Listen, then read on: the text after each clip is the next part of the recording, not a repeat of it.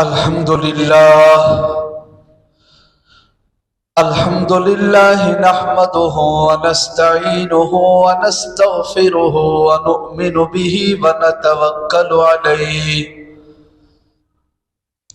ونعوذ بالله من شرور أنفسنا ومن سيئات أعمالنا من يهده الله فلا مضل له ومن يضلله فلا هادي له ونشهد أن لا إله إلا الله وحده لا شريك له ونشهد أن سيدنا وسندنا وحبيبنا ومولانا محمد وبارك وسلم أما بعد فأعوذ بالله من الشيطان الرجيم بسم الله الرحمن الرحيم وما أرسلناك إلا رحمة للعالمين قال النبي صلى الله عليه وسلم لا يؤمن أحدكم حتى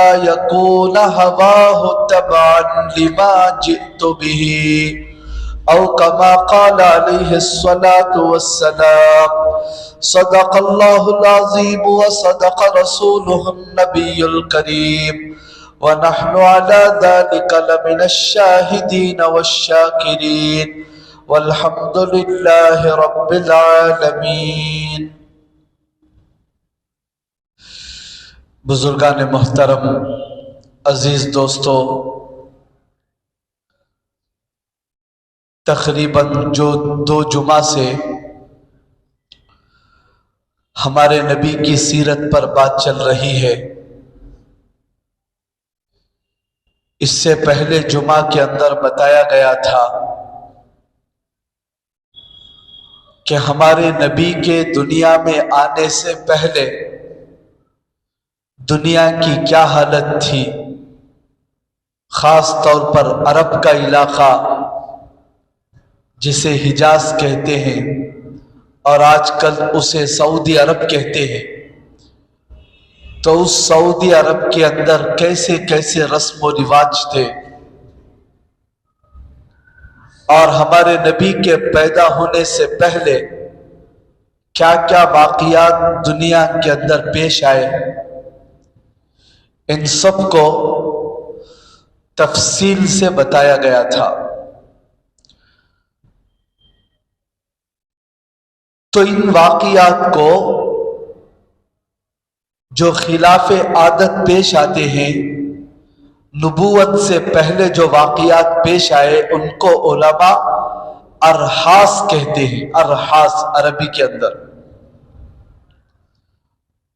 تو انہی ارحاس میں سے ایک مشہور واقعہ ہے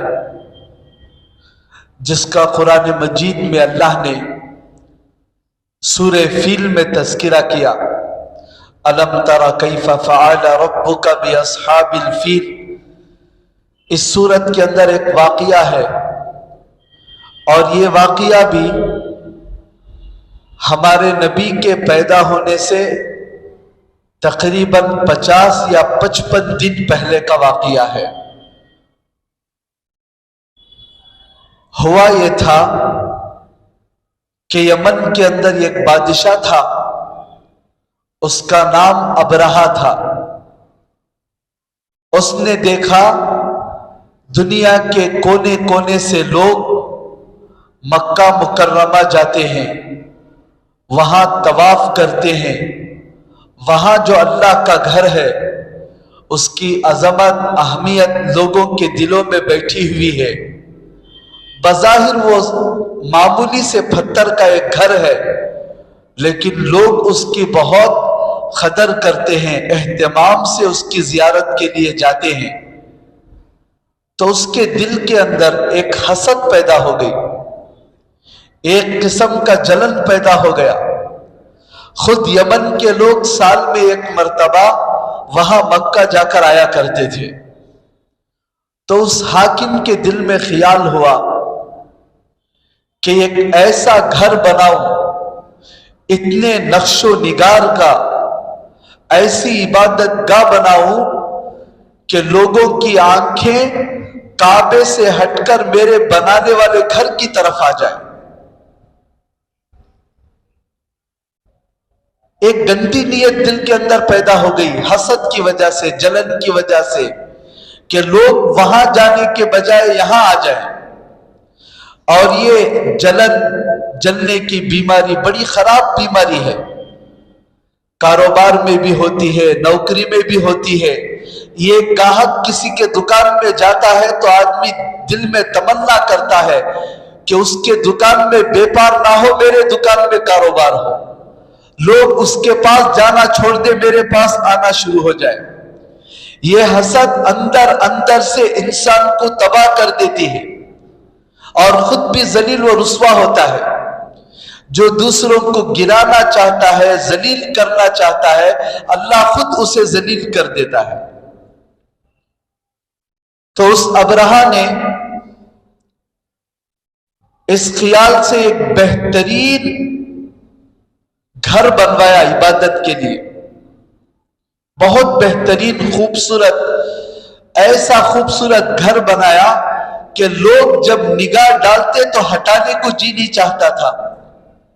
ایسا گھر اس نے بنایا اور دل میں نیت بری تھی کہ لوگ کعبے کو جانا بند کر دے، میرے گھر کی طرف آئے. لیکن عرب کے ایک قبیلے کا آدمی پتہ نہیں کسی کام سے آیا تھا تو جا کر اس کے اتنے خوبصورت گھر کے اندر جا کر پاخانہ کر کے نکلتا گیا. اب اسے بہت غصہ آیا اور ایک قافلہ عرب کا نوجوانوں کا جا رہا تھا. وہ کچھ پکا کر کھا رہے تھے، آگ جلا رہے تھے. اس کی ایک چنگاری بھی جل کر ایسا پڑی کہ سارا کا سارا گھر جل کر راکھ ہو گیا. تو اس نے فیصلہ کر دیا کہ میں اللہ کے گھر کو گرا دوں گا، کعبے کو گرا دوں گا. استغفر اللہ. تو اس نے ہاتھیوں کا ایک بڑا لشکر لے کر آیا.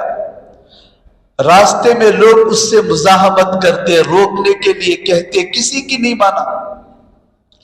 یہاں تک کہ بالکل مکہ مکرمہ میں آج جہاں مینا کا میدان ہے، جو حضرات مکے کو جاتے ہیں عمرہ یا حج پر، تو وہیں پر ایک جگہ ہے، اسے وادی محصر کہتے ہیں.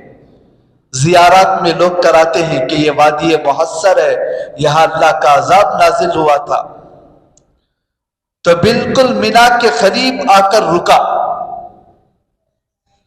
اور وہاں مکے کے لوگوں کے جو جانور چل رہے تھے، اون، بکریاں وغیرہ، سب کے اوپر قبضہ کر دیا.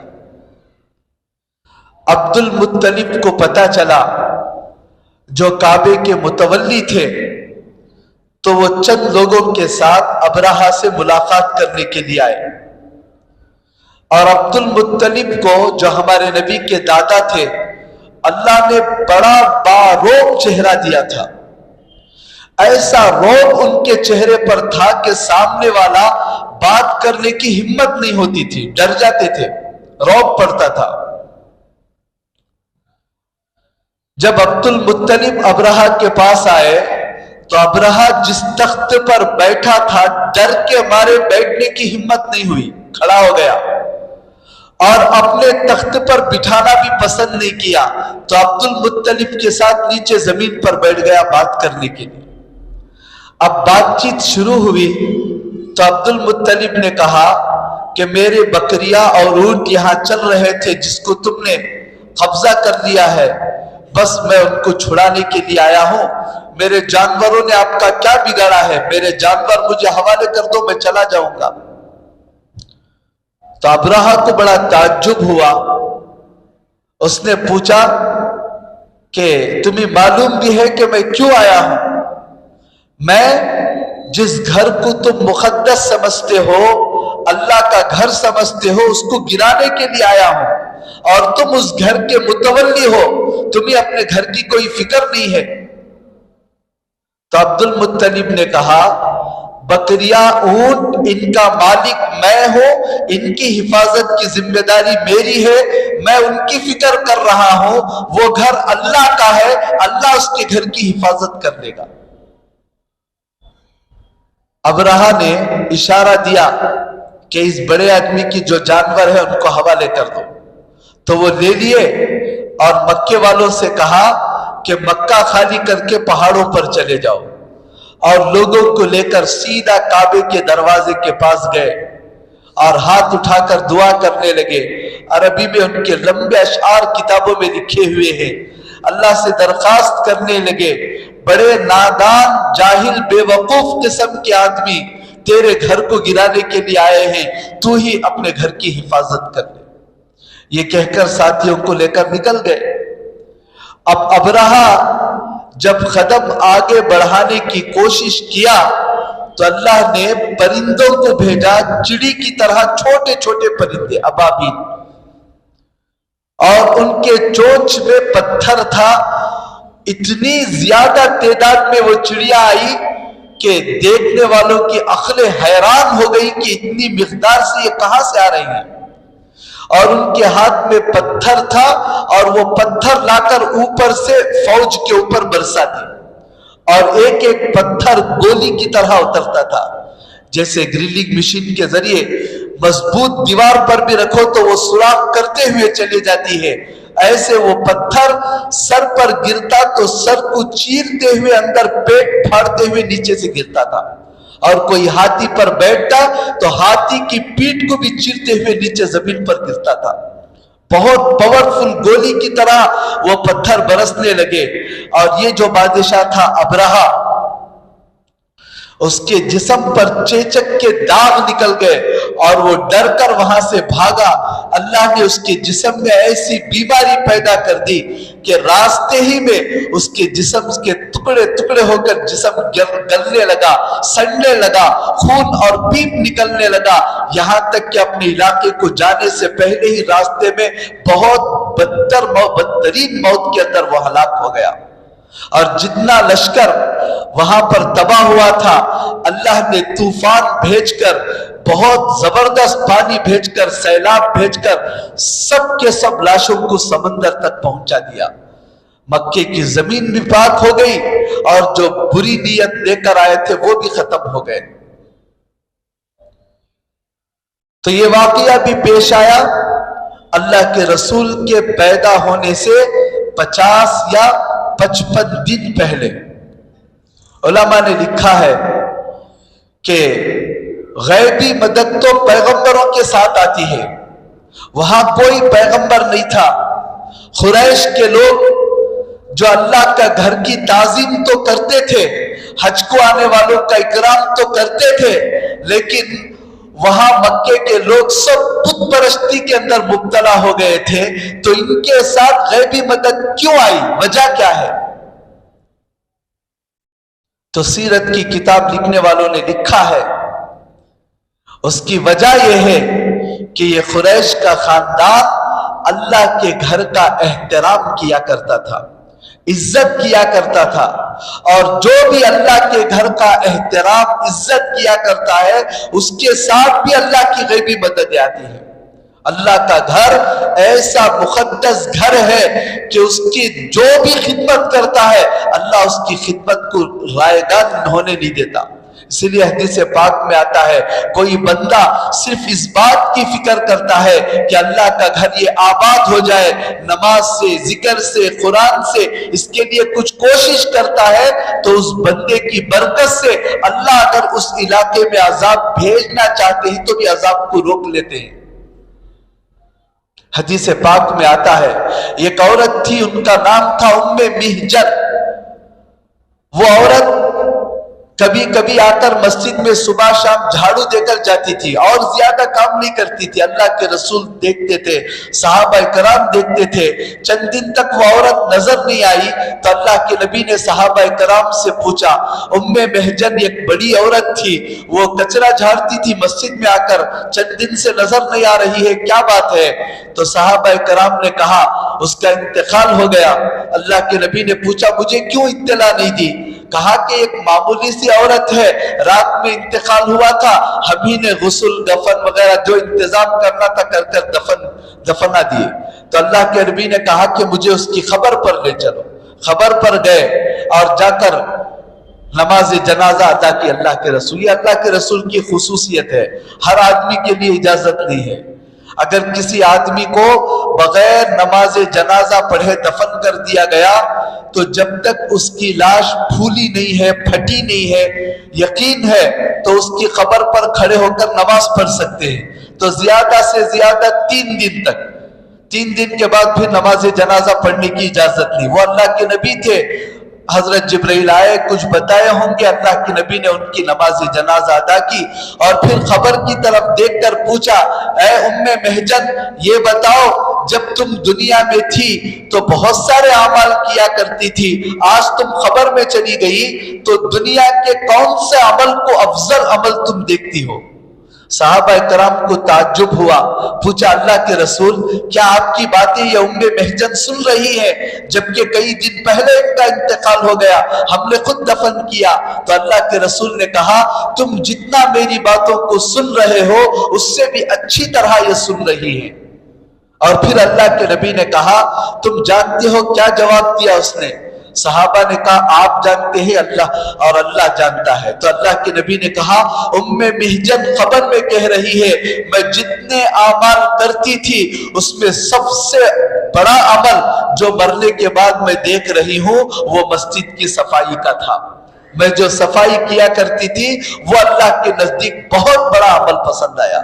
یہ اللہ کا گھر ہے، اس گھر کی نسبت اللہ رب العالمین سے ہے، تو ایسے ہی دنیا کے اندر جتنے مساجد ہیں ان سب کا تعلق کعبۃ اللہ سے، اور کعبۃ اللہ براہ راست اللہ کا گھر ہے، اور جو اللہ کے گھر کو ویران کرنا چاہے، تباہ کرنا چاہے، گرانا چاہے، بری نیت سے آگے بڑھے، اللہ کبھی بھی اسے بخشیں گے نہیں، اللہ کی پکڑ اس کے لیے ضرور آتی ہے۔ تو یہ واقعہ بھی اللہ کے نبی کے پیدا ہونے سے پہلے کا واقعہ ہے، اور گزشتہ جمعہ بہت سارے واقعات میں نے آپ کے سامنے بتائے، اللہ کے نبی کی پیدائش کی تاریخ کا بھی ذکر کیا۔ ہم گزشتہ جمعہ میں صاف بتایا تھا کئی حدیثوں کو پڑھ کر کہ حدیثوں کے اندر بہت سارے تاریخیں ہیں، بعد میں تحقیق کرنے کے بعد اللہ کے نبی کی پیدائش کی تاریخ 9 ربیع الاول ہے اور وفات کی تاریخ 12 ربیع الاول ہے۔ طے شدہ بات ہے، علماء نے طے کر دیا، آج سے تقریباً 100 سال پہلے ملک مصر کے بہت بڑے عالم فلک بادشاہ نامی، انہوں نے تقریباً 100-150 علماء کی جماعت کو تحقیق کرنے کے بعد انہوں نے یہ طے کر دی کہ 9 تاریخ پیدائش کی ہے، 12 تاریخ وفات کی ہے۔ اب یہ اختلاف ختم ہو جانا چاہیے۔ آج کے زمانے میں بھی چاند کے اوپر تحقیق کرنے والے بڑے بڑے علماء کرام انہوں نے بھی بڑی کتابیں لکھی ہیں، اور سب کتابوں کا حاصل سب نے یہی لکھا ہے کہ 9 تاریخ پیدائش کا دن ہے اور 12 تاریخ وفات کا دن ہے۔ جب وفات کا دن ہوا تھا اللہ کے نبی کے دشمنوں کو خوشی ہوئی، انہوں نے مٹھائیاں تقسیم کی، انہوں نے جلسے کیے، جلوس نکالے، ناچے کودے، مگر ہم مسلمانوں کو پتہ نہیں کیا ہوا، ان دشمنوں کی چال ایسی دنیا کے اندر چل گئی۔ ابھی کل 12 ربیع الاول تھا، تو آپ کو پتا ہے ہمارے گاؤں میں کیا ہوا، دوسرے گاؤں میں کیا ہوا، کتنا ناچا گیا، کتنا کھیلا گیا، اور کس چیز کو انہوں نے عبادت سمجھ کر کیا گیا۔ بھائی واقعتاً نبی کی پیدائش خوشی کی بات ہے، نبی کی پیدائش پر کسے خوشی نہیں ہوئی؟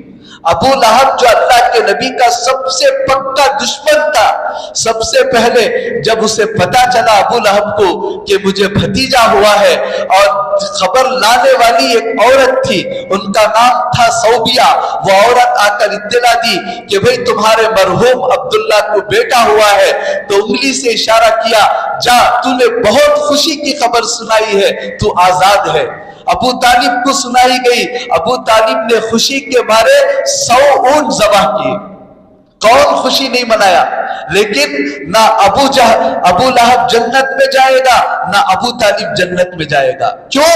ان کو پیدائش پر خوشی تھی لیکن نبی کی اطاعت کا جذبہ ان کے اندر نہیں تھا، اور جنت ملے گی نبی کی اطاعت سے، صرف نبی کی پیدائش پر خوشی منانے سے نہیں ملتی۔ ہماری حالت یہی ہے، خوشی بہت مناتے ہیں، جھنڈیاں لگاتے ہیں، مٹھائی تقسیم کرتے ہیں، لیکن نماز، روزہ، سنتیں، نبی کے اخلاق، نبی کی فکر اس سے بہت دور. تو اس کے اوپر کبھی بھی ہماری نجات نہیں ہو سکتی ہے، یاد رکھ لیں.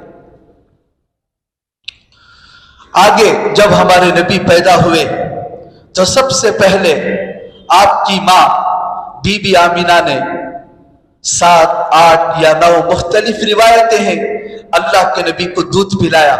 اس کے بعد اس باندی نے جو ابو لہب نے اشارہ کر کے آزاد کیا تھا، جن کا نام سوبیہ تھا، اس نے دودھ پلایا، انہوں نے دودھ پلایا. اس کے بعد حلیمہ سعدیہ نے آپ کو دودھ پلایا. عربوں کے اندر ایک دستور تھا، عرب حضرات جو ہے 2 باتوں پر بہت زیادہ اہمیت دیتے تھے. ایک تو بچوں کی صحت مند رہنے پر، اور دوسرا اپنے زبان کی حفاظت کے اوپر. ہماری زبان عربی ہے تو عجم سے ہماری زبان خلط ملط نہ ہو، ہماری زبان کے اندر کوئی فرق نہ ہو، وہ اس کا پاس و لحاظ کیا کرتے تھے. اسی لیے عربوں کی عادت تھی کہ اپنے بچوں کو خریوں کے اندر بھیج دیتے تھے، کیونکہ خریوں میں، دیہات میں عربی زبان بالکل موجود تھی. اور یہاں مکہ مکرمہ میں ساری دنیا سے لوگ آتے اور ادھر ادھر کے لوگ آ کر بس گئے تھے. تو مکے کے اندر بہت ساری لینگویجز تھی، بہت ساری زبانیں تھی، جس کی وجہ سے عربی زبان کی حفاظت مشکل تھی. تو عرب لوگوں کی عادت تھی کہ وہ اپنے بچوں کو دودھ پلانے کے لیے کسی دائیا خریے کے حوالے کر دیتے تھے، تاکہ وہاں کی آب و ہوا وہ بھی اچھی رہتی ہے، ان کی زبان بھی اچھی رہتی ہے، بچہ اچھا صحت مند بھی ہوگا اور زبان بھی بہترین بات کرنے والا ہوگا. اس لیے سے بچوں کو بھیج دیتے تھے. تو مکے سے قریب ایک قبیلہ ہے طائف سے کچھ آگے، جسے قبیلہ بنو سعد کہتے ہیں. آج بھی اس پورے علاقے کا نام قبیلہ بنو سعد ہی ہے. بہت بڑا گاؤں اب تو بن گیا ہے، اس وقت چھوٹا سا ایک گاؤں تھا. اس گاؤں کے اندر جو ہے بارش بند ہونے کی وجہ سے قحط پڑ گیا. تو وہاں گاؤں والوں نے مشورہ کیا، ایسا کریں گے کہ ہم مکہ جائیں گے اور بچوں کو دودھ پلانے کے لیے لے آئیں گے، تو ان کے والدین ہمیں کچھ پیسہ دیں گے جس سے ہمارا گزرا چلے گا. سب مشورہ کر رہے تھے تو اسی مشورے میں ایک عورت آ کر بیٹھی جن کا نام تھا حلیمہ سعدیہ. انہوں نے بھی اپنے شوہر سے کہا، حارث ان کا نام تھا، کہا کہ دیکھو ہمارے گھر کے اندر بھی قحط ہے، بھوک ہے، کھانے کو نہیں مل رہا ہے، جتنی بکریاں ہیں ان کے اندر دودھ نہیں نکل رہا ہے اور بڑی پریشانی ہے. ہم بھی ایک بچے کو لے آئے تو ہمارے گھر چلنے کے قابل کچھ اجرت مل جائے گی. شوہر نے ہاں کہا. اب دوسرے دن جب یہ قافلہ نکلا تو اس میں حلیمہ بھی تیار ہوئی. حلیمہ، ان کے شوہر حارث اور ایک دودھ پیتا بچہ تھا حلیمہ کو، اس بچے کا نام تھا عبداللہ. اور حلیمہ کو اور 2 بیٹیاں تھی، ان کا نام تھا، ایک کا نام انیسہ اور ایک کا نام تھا شیما. ان بچیوں کو بکریوں کے حوالے کر کے بکریوں کی نگرانی کرنے کے لیے چھوڑا، اور یہ تینوں یہ گدھی پر سوار ہو گئے اور اونٹنی کو ساتھ میں لیا کہ اس کا دودھ پیتے رہیں گے. مگر حالت یہ تھی کہ ایک قطرہ دودھ اونٹنی کے اندر سے نہیں آتا تھا. اب جب قافلہ چلا تو سب سے زیادہ کمزور اونٹنی حلیمہ سعدیہ کی تھی، اور وہ اونٹنی بیٹھ جاتی. اب قافلے والے انتظار کرتے، حلیمہ کو بلاتے رہتے، حلیمہ جلدی آؤ. اب وہ مارتی، بڑی مشکل سے اٹھتی، تھوڑی دور چل کر پھر بیٹھ جاتی تھی. یہی حالت راستے بھر رہی. تو گاؤں والوں نے کہا، حلیمہ اگر تیرا انتظار کرتے رہیں گے تو پھر ہمارے لیے دقت ہوگی، تو اپنی اونٹنی سے کے ساتھ جب چاہے آجا، ہم آگے چلتے ہیں. یہ کہہ کر حلیمہ کے شوہر اور دودھ پیتے بچے کو چھوڑ کر سارا قافلہ نکل گیا. اب جب مکے میں پہنچے، وہاں آواز لگائے کہ دودھ پلانے والی عورتیں آئی ہوئی ہیں.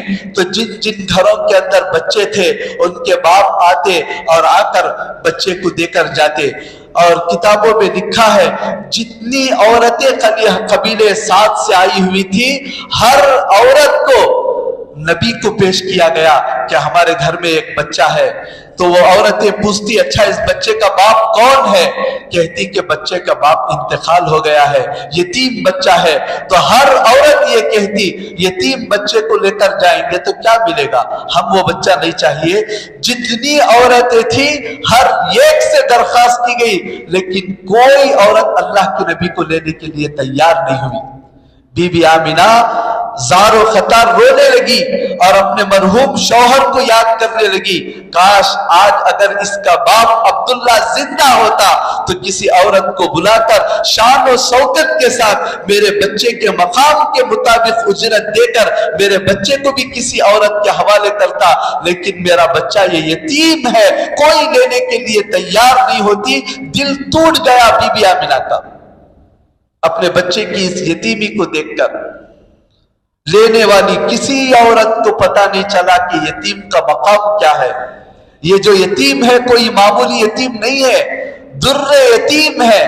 در کہتے ہیں موتی کو، بہت قیمتی موتی تھا، لیکن اللہ کو بھی منظور تھا، اللہ نے طے کر دیا تھا کہ یہ در یتیم کس کے گود کے اندر پلنا ہے۔ اللہ کا ایک نظام تھا، چنانچہ کسی عورت نے ہمارے نبی کو لینے سے انکار کر دیا، یہاں تک کہ سب بچے ختم ہو گئے۔ وہ عورتیں بچے کو لے کر جب مکے سے باہر نکل رہی تھی، اس وقت حلیمہ مکے کے اندر داخل ہو رہی تھی۔ کئی دن کا سفر ہوا تھا۔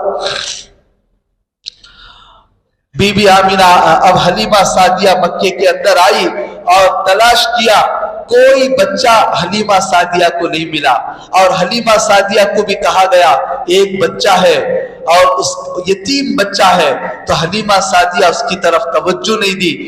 مکے کے اندر گھومتی رہی، اچانک پتہ نہیں دل میں کیا آیا، دل میں تو کیا آتا، اللہ نے دل کے اندر ڈال کر اپنے شوہر سے کہا اللہ کی قسم میں تو اس بچے کے پاس جانا چاہتی ہوں، یتیم بچے کے پاس جانا چاہتی ہوں۔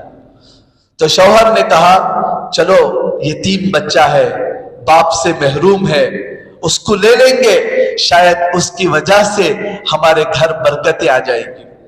دونوں مشورہ کر کے گئے اور جا کر بی بی آمینہ سے حلیمہ سعدیہ نے کہا میں نے سنا ہے کہ بچہ ہے، بچے کو لینے آئی ہوں۔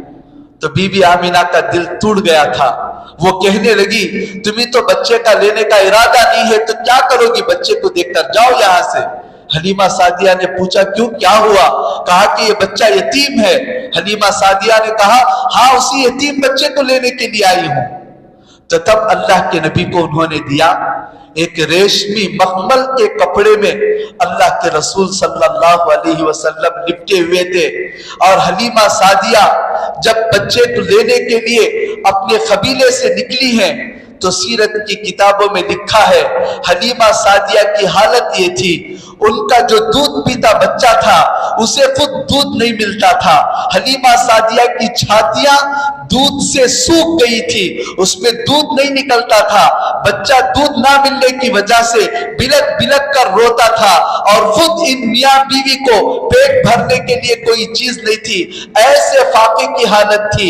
لیکن جب اللہ کے نبی کو اٹھایا اور سینے سے لگایا تو حلیمہ سعدیہ کہتی ہیں مجھے ایسا محسوس ہوا کہ میری دونوں چھاتیاں دودھ سے بھر گئی ہیں، ابھی لیا تھا فوراً برکت محسوس کی، اور بچے کو دودھ پلایا تو اللہ کے رسول صرف دائیں طرف سے پیتے تھے، اور دوسری طرف سے پلانے کی کوشش کرتی تو دوسری طرف نہیں پیتے تھے، بہت کوشش کی نہیں پیے، یہاں تک کہ 2 سال تک بھی صرف دائیں طرف سے اللہ کے نبی پیتے تھے، بائیں طرف سے نہیں پیتے تھے۔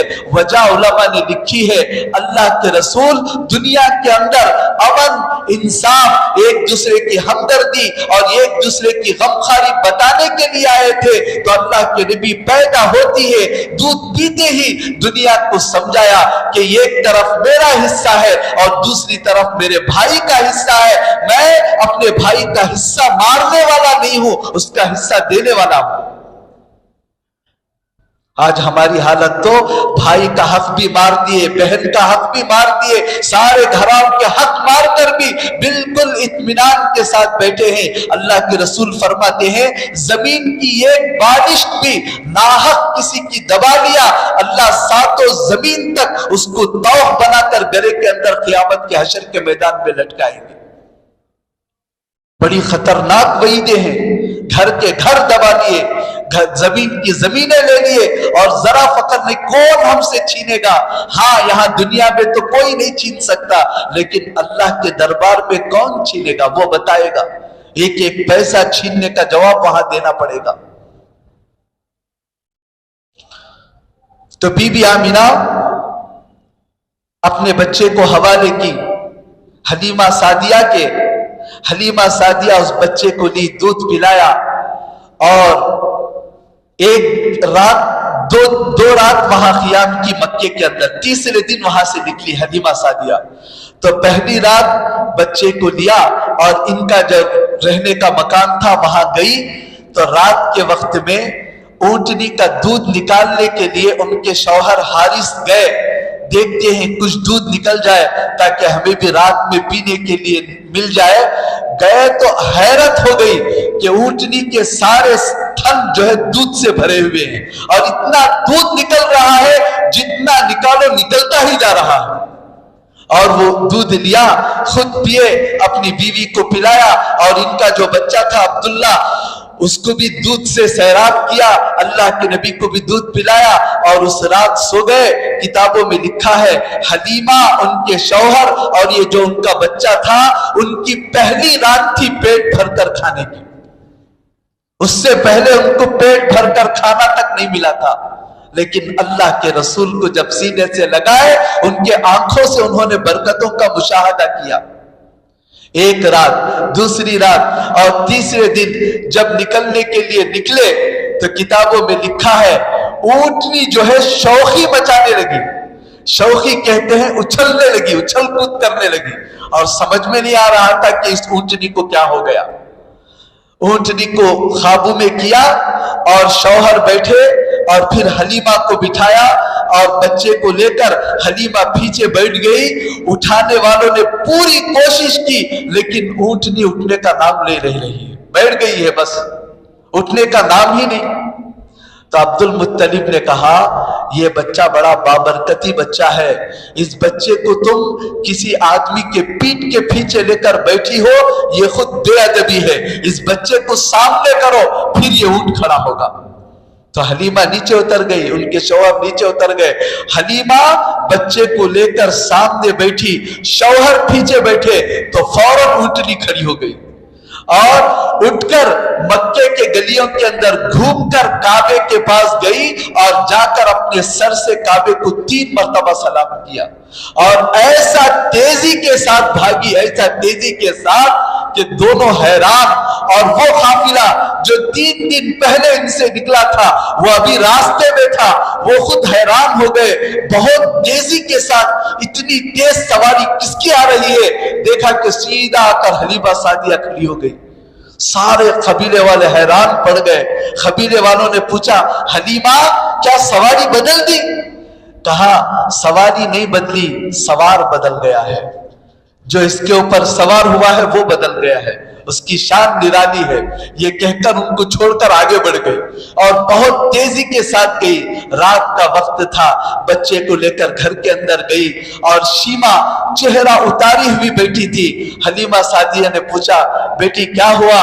شیما معمول کے مطابق شکایت کرنے لگی، امی جان کہیں بھی چارہ نہیں ہے، کہیں بھی پانی نہیں ہے، ہماری بکریاں بالکل بھوکی کی بھوکی ہیں، پیاسی کی پیاسی ہیں، آج تو ہم لوگ بھوک میں گزار رہے ہیں، آج ہمیں پینے کے لیے بھی دودھ نہیں ہے۔ تو حلیمہ سعدیہ نے کہا شیما فکر کرنے کی ضرورت نہیں ہے، بہت برکتی بچہ ہمیں مل گیا ہے، انشاءاللہ اس کی برکت سے اب ہمارا فاقہ چلے جائے گا، ذرا دیکھ کر آؤ۔ جب وہ باہر گئی تو حیران ہو گئی کہ جتنی بکریوں کو لا کر چھوڑا تھا سب کے سب تھن جو دودھ سے بھرے ہوئے ہیں، اب حلیمہ سعدیہ کی بیٹی شیما برتن لے کر ان دودھ کو نکالنے لگی.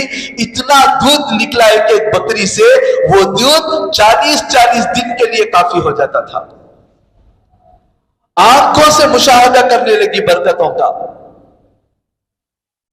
اور برکت کہتے ہیں چیزوں کے بڑھنے کا نام نہیں, جو چیز ہے اس کے اندر اتنی برکت کہ سارے مسائل حل ہو جائیں, اسی کو کہتے ہیں برکت. آج ہماری زندگیوں میں کمائی ہے لیکن برکت نہیں ہے, عمر ہے لیکن عمر میں برکت نہیں.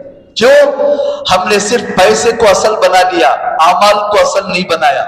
اعمال کو چھوڑ کر پیسہ کمانا, پیسہ تو مل جائے گا لیکن برکت نہیں ملے گی. برکت کسے کہتے ہیں؟ صحابہ اور نبی کی زندگی کو اٹھا کر دیکھو, ہزاروں واقعات ایسے ملیں گے کہ عقل حیران ہو جاتی ہے. حضرت جابر رضی اللہ عنہ فرماتے ہیں اللہ کے نبی پر ایک وقت فاقہ پڑ گیا, اتنا فاقہ کئی دن تک اللہ کے نبی کو کچھ بھی کھانے نہیں ملا. تو اللہ کے نبی اپنی ایک بیوی کے گھر میں گئے اور جا کر وہاں پوچھا بہت بھوک لگی ہے, کھانے کو کچھ ہے؟ بیوی نے کہا گھر میں کچھ بھی کھانے کو نہیں ہے. یہ ایک بیوی کے گھر میں نہیں ملا, دوسری بیوی کے گھر میں گئے, تیسری بیوی کے گھر میں گئے, 9 بیویوں کے گھر میں چکر لگائے, 9 بیویوں کے گھر میں بھی ایک لقمہ کھانے کے لیے نہیں ملا اللہ کے نبی کو. یہ حالت تھی میرے اور آپ کے آقا حضرت محمد الرسول اللہ صلی اللہ علیہ وسلم کے گھروں کی. 9 گھروں کے اندر چکر لگا کر اللہ کے نبی حضرت فاطمہ کے گھر گئے اور جا کر وہاں کہنے لگے بیٹی بہت بھوکا ہو گیا ہوں, کیا تمہارے پاس کھانے کو ہے؟ اب اللہ کے نبی کی بہت چہیتی بیٹی تھی, سنی تو آنکھوں میں آنسو آ گئے اور کہنے لگے میرے ماں باپ, میری جان آپ پر قربان ہو جائے, ابا جان کھانے کو کچھ بھی نہیں ہے, آج ہم بھی فاقے سے ہیں, ہمارے دونوں بچے حسن حسین بھی بھوکے ہیں, ہمارے شوہر علی بھی بھوکے ہیں. اللہ کے نبی سیدھا واپس مسجد آ گئے. نہ 9 گھروں کے اندر کھانے کو ہے, نہ بیٹی کے گھر میں کھانے کو ہے, نواسے جو جنتی نوجوانوں کے سردار وہ بھی بھوکے, اپنے داماد بھی بھوکے. اتنے میں حضرت فاطمہ کے گھر پڑوسن نے ہدیہ بھیجا, 2 روٹیاں اور 1 گوشت کا ٹکڑا, 2 روٹیاں اور 1 گوشت کا ٹکڑا. حضرت فاطمہ اس لے کر خوش ہو گئی اور کہنے لگی اللہ کی قسم یہ غذا نہ میں کھاؤں گی نہ اپنے بھوکے بچوں کو کھلاؤں گی بلکہ میرے ابا جان اللہ کے رسول کو کھلاؤں گی. یہ کہہ کر ایک بڑے برتن کے اندر اس کو بند کر دیا اور حسن یا حسین کو بلا کر کہا کہ نانا جان کو بلا کر لے آؤ. تو بچے آئے اللہ کے نبی کو بلانے کے لیے. اللہ کے نبی واپس آئے تو فاطمہ نے کہا ابا جان اللہ کا شکر ہے, اللہ نے کچھ انتظام کر دیا ہے, آپ آئے بیٹھے. کھانے کے لیے بیٹھے تو وہ بڑا برتن لائی اور برتن ہٹایا تو سارا کا سارا برتن روٹی اور گوشت سے بھرا ہوا ہے. اللہ کے نبی کو انہوں نے فرمایا تھا کہ 2 روٹی اور 1 ٹکڑا آیا ہے, یہاں برتن کھولا تو پورا کا پورا برتن گوشت اور روٹی سے بھرا ہوا ہے. تو اللہ کے نبی نے فاطمہ سے کہا فاطمہ یہ کہاں سے آیا؟ تو فوراً ان کے زبان پر نکلا ہوا من عند اللہ, ابا جان یہ تو اللہ کی طرف سے آیا ہوا ہے. تو اللہ کے نبی نے کہا الحمدللہ, اے اللہ تیرا شکر ہے تو نے بنی اسرائیل کی ایک مقدس عورت کو جو صفات عطا کیے تھے وہ صفات تو نے میرے بیٹی کو دی ہیں. بنی اسرائیل کی عورت حضرت مریم ہے. حضرت مریم کو حضرت زکریا علیہ السلام پال رہے تھے بیت المقدس کے ایک کمرے میں رکھ کر, لیکن کبھی دعوت کے کام سے جاتے تو آنے میں رات ہو جاتی, تاخیر ہو جاتی, توشہ لے کر آتے اور کمرہ کھولتے تو دیکھے کہ ان کے پاس بے موسم کے پھل ہوتے تھے. آم کا سیزن نہیں ہے لیکن آم موجود ہے, جام کا سیزن نہیں ہے جام موجود ہے, انگور کا کہیں دنیا میں سیزن نہیں لیکن ان کے پاس بے موسم کے پھل ہیں. تو مریم سے پوچھتے اے مریم یہ کہاں سے آیا؟ تو حضرت مریم بھی کہتی ہوا من عند اللہ, اللہ کی طرف سے آیا. تو اسی واقعے کی طرف ہمارے نبی نے اشارہ کر کے کہا اے اللہ تیرا بہت شکر ہے, بنی اسرائیل کی جو مقدس عورت مریم کو جو صفات تو نے دیا تھا وہی صفات تو نے میری بیٹی فاطمہ کو دیے. انہوں نے بھی یہی کہا، یہ نہیں کہا کہ اللہ کی طرف سے برکت آئی، یہ نہیں کہا کہ تمہاری طرف سے برکت ہو گئی، کہا کہ اللہ کی طرف سے رزق آیا ہے۔ تو اللہ کے نبی فوراً نہیں کھائے، پہلے اپنے نواسوں کو، اپنے داماد کو، سب کو بلایا، ان کو کھلایا اور پھر خوب کھایا، اور پھر کہا کہ اس کھانے کو ازواج مطہرات کے گھر میں دے کر بھیجو، میری تمام بیویاں بھوکی ہیں۔ سب گھروں کے اندر پہنچایا گیا۔ کہا حضرت فاطمہ کے ابا جان اور بھی بچا ہوا ہے، کہا اپنے پڑوسیوں میں تقسیم کر دو۔ جتنے گھر تھے سب تقسیم کر دیا۔ اللہ کے نبی کے گھروں کو گیا، نبی کھائے، بچے کھائے، فاطمہ کھائی، سب کھائی۔ حضرت فاطمہ کہتی ہیں سب ختم ہو گئے تو میں نے برتن نکال کر دیکھا، جتنا تھا ویسے ہی باقی تھا، نہ اس میں سے ایک ٹکڑا کم ہوا، نہ اس میں سے ایک روٹی کم ہوئی۔ اسے کہتے ہیں برکت، اور یہ برکت آتی ہے ایمان والوں کے ساتھ، اور ان ایمان والوں کے ساتھ جن کا تعلق اللہ کے ساتھ مضبوط اور اعمال کے اوپر جڑے ہوئے۔ ہماری حالت لاکھوں کماتے ہیں، شوہر بھی کماتا ہے، بیوی بھی کماتے ہیں، بچے بھی کماتے ہیں، لیکن گھر کے اندر پریشانیاں، مصیبتیں، لاکھوں کما کر بھی 4-5 آدمی کے مسائل نہیں ہوتے۔ لیکن جب برکت آتی ہے تو ایک آدمی کے کمائی سے 10 آدمیوں کا پیٹ بھی آرام سے بھر جاتا ہے، اور یہ برکت آتی ہے اعمال کے ساتھ۔ یاد رکھ لیں، اللہ کو ناراض کر کے، اللہ کے احکامات کو چھوڑ کر کبھی بھی نہ زندگی میں برکت، نہ کمائی میں برکت، نہ کسی چیز میں برکت نہیں مل سکتی۔ حلیمہ سعدیہ اپنی آنکھوں سے دیکھ لی کتنی برکتیں، سارے کے سارے برتن انہوں نے دودھ سے بھر لیے، اور دوسرے دن جب شیمہ بکریوں کو لے کر چلنے کے لیے جاتی، کتابوں میں لکھا ہے ان کی بکریاں جہاں جاتی تھی خود بخود گھاس اگ جاتی تھی بغیر بارش کے۔ آسمان پر بارش نہیں لیکن گھاس اگ جاتی تھی، بکریاں خوب موٹی ہو کر آتی، لیکن پورا گاؤں ان کی بکریاں جہاں بھی چکر لگاؤ گاؤں والوں کی بکریاں بھوکی آتی، حلیمہ سعدیہ کی بکریاں بھری ہوئی آتی۔ گاؤں والوں نے مشورہ کیا، شیمہ، حلیمہ سعدیہ اور ان کے شوہر جہاں بکریوں کو چرانے کے لیے لے جاتے ہیں تم بھی وہیں پر جاؤ۔ سب ان کے پیچھے پیچھے جاتے، پھر بھی ان کی بکریاں پیٹ بھر کر آتی اور ان کی بکریاں بھوکی آتی۔ کیوں؟ گاؤں والوں نے ٹھکرایا تھا ایک یتیم کو، گاؤں والوں نے سمجھا تھا، صرف دنیا کے چند پیسوں کو دیکھا کہ چند پیسے باپ نہیں ہے، یتیم بچہ ہے، کون کیا پیسہ دیکھا، لیکن حلیمہ سعدیہ نے اللہ کے اوپر بھروسہ کیا، یتیم بچہ ہے، اس کے ساتھ شفقت کا برتاؤ کریں گے، ہو سکتا ہے اللہ ہمارے لیے برکت دے گا۔ اللہ کا وعدہ ہے، انا عند ظن عبدی بھی، میں اپنے بندے کے گمان کے موافق فیصلہ کرتا ہوں، جیسا گمان میرا بندہ میرے تعلق سے کرے گا ویسا ہی فیصلہ میں اس کے ساتھ کروں گا۔ حلیمہ سعدیہ اور ان کے شوہر نے بڑا اچھا گمان کیا تو اللہ نے برکتوں کے دروازے کھول دیے، اور گاؤں والوں کی نیت بدلی تو ان کا فاقہ ویسے ہی رہا۔ ہمارے اکابرین میں حضرت جی مولانا عمر صاحب پالن پوری رحمت اللہ علیہ، ان کے بیانات کے اندر یہ واقعہ لکھا ہے کہ انہوں نے اسی واقعے کو بیان کر کے امت کو نصیحت کی، اے لوگوں کان کھول کر سن لو، جس طرح قبیلے سعد کی عورتوں نے نبی کو ٹھکرایا تو برکت سے محروم ہو گئی، آج دنیا کی حالت بھی، امت مسلمہ کی حالت بھی بالکل ایسے ہی ہے۔ نبی کے طریقے پر چلوں گا تو میرے کاروبار میں برکت کیسے آئے گی؟ نبی کا چہرہ بناؤں گا تو مجھے نوکری کون دے گا؟ نبی کا چہرہ بناؤں گا تو مجھے لڑکی کون دے گا؟ معاشرے میں عزت کیسے ملے گی؟ سنتوں کو چھوڑ کر، نبی کے طریقوں کو توڑ کر غیروں کے طریقوں کے اوپر جو چلتے ہیں وہ ایسے ہی محروم ہوں گے جیسے قبیلے بنو سعد کی عورتیں حلیمہ کے سامنے محروم ہو گئی۔ آج بھی عزت، کامیابی، راحت، چین، سکون نبی کے طریقوں کے اندر ہے۔ ہم نبی کے طریقوں کو چھوڑ کر، احکامات کو چھوڑ کر غیروں کے طریقوں پر چلیں گے، اللہ کی قسم اللہ ذلیل کر دے گا دنیا کے اندر۔ قسم کھا کر کہہ سکتے ہیں ہماری زبانوں پر یہی بات ہے.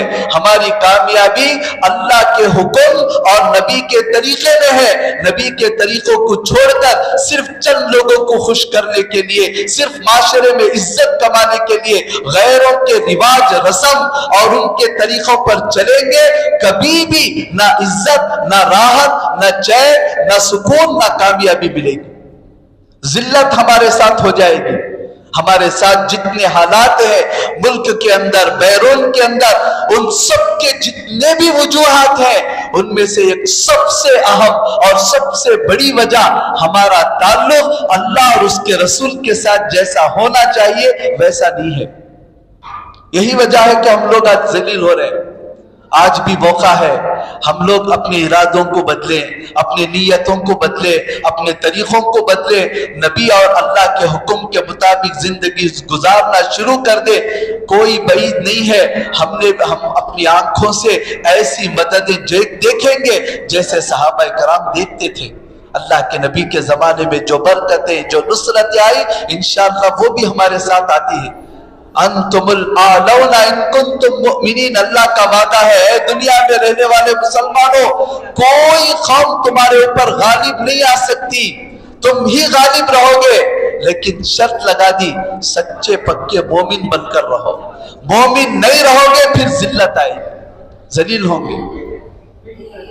اس سے پہلے بھی ایک واقعہ میں نے بیان کیا تھا کہ ایک بزرگ سے کسی کافر نے کہا کہ بھائی ایسا معلوم ہوتا ہے قرآن پاک میں اللہ نے تمہارے ساتھ جھوٹا وعدہ کیا ہے. کہا کیا وعدہ کیا ہے؟ اللہ کہتا ہے وَكَانَ حَقًّا عَلَيْنَا نَصْرُ الْمُؤْمِنِينَ، اللہ کہتا ہے ایمان والوں کی مدد کرنا ہمارا حق ہے.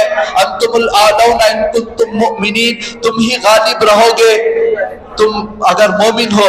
لیکن میں دیکھ رہا ہوں کہ تم مومنوں کے اوپر دوسری قومیں غالب ہیں، تم ذلیل ہے، رسوا ہے. اللہ نے تم سے جو وعدہ کیا ہے وہ جھوٹا وعدہ. تو ان بزرگ نے کہا وعدہ اللہ کا پکا ہے، برحق ہے، بس غلطی ہمارے اندر ہے. اللہ نے جو وعدہ کیا ہے وہ مومنین کے ساتھ ہے. ابھی ہم مسلمان ہیں، جب مومن بن جائیں گے پھر ان وعدوں کے مستحق بنیں گے. مسلمان کسے کہتے ہیں؟ صرف نام کا، میرا نام مسلمان، آدھار کارڈ، راشن کارڈ اور دیگر جتنے دفتر ہیں اس میں نام کے مسلمان ہیں. مومن کسے کہتے ہیں؟ 5 وقتہ نمازیں پڑھنے والے کو، نبی کے طریقے پر عمل کرنے والے کو، ہر حکم میں شریعت کے مطابق چلنے والے کو مومن کہتے ہیں. جب یہ مسلمان مومن ہو جائے گا تو پھر اللہ کی مددیں شروع ہو جائیں گی. اللہ سے دعا کریں کہ اللہ ہم سب کو اپنے آپ کو بدلنے کی توفیق عطا فرمائے، سچے پکے مومن بننے کی توفیق عطا فرمائے، نبی کے سنتوں کے مطابق اور نبی کے منشا کے مطابق ہم سب کو زندگی گزارنے کی اللہ توفیق عطا فرمائے. آمین. وآخر دعوانا الحمدللہ رب العالمین.